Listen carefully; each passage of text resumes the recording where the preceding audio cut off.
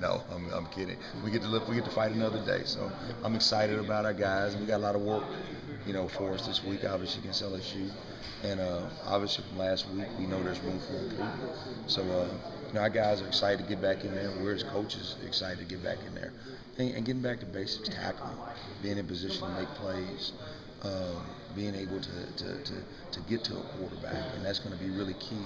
And it was one of the things that we had to do a better job of last week. And so, like I said, you're going down to Death Valley, playing a really explosive team who just came off a big loss themselves. So, we really got to go to work, and we got to really have a good game plan for this week. Pretty different style of offense than we saw last week. Absolutely. I mean, that's no question on that. You're going to see a little bit more two backs. They're still, dynamic on the perimeter with their guys. The one thing that you don't see as much as obviously or as often is the quarterback run game, which was really relevant a week ago. So, the big thing is, we got to get back to basics, get back to tackling, getting back to playing with relentless effort. And those are the things that, we've got to get back to who we've been the last 8 weeks prior to last week. From what you saw, what was the problem with the tackling? Was it hesitation or just that quick getting places that? It's a little bit of both. When you look at the overall deal, you always give your opponent credit.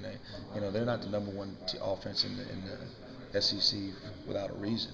Obviously, we could have done a much better job as coaches of getting our guys in the right position and putting them in position, and getting ready for the speed of the game. I don't think it's like going against a wishbone team. You can't duplicate the speed of it until you're actually there.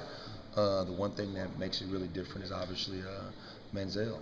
He's a guy who, when you do cover guys, he's able to get out of the pocket, and he was able to, almost rush for over 200 yards on scrambles, no design runs, with the exception of the quarterback draws, which for the most part our guys played well. The biggest thing is being able to control him in the pocket, and we weren't able to do that. The red zone defense was really good for y'all last year, and this year numbers have gone down, especially the last two games. What's different, you think? Well, it was really high a year ago because we had more opportunities in the red zone. For example, I think in the last 2 weeks we've had more opportunities in the red zone than we've had the entire season. So that was the biggest factor.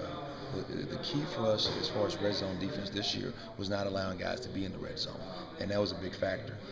Now that we've had opportunities for guys to get in the red zone, we've got to be more efficient, forcing those guys to kick field goals. And when you look at it last week, I think they scored 6 touchdowns, and none of them were thrown in. They ran in, and 2 were on third down. Those were the critical points where you got to really hone in and be great on third down, and then be ready to get guys out in the red zone.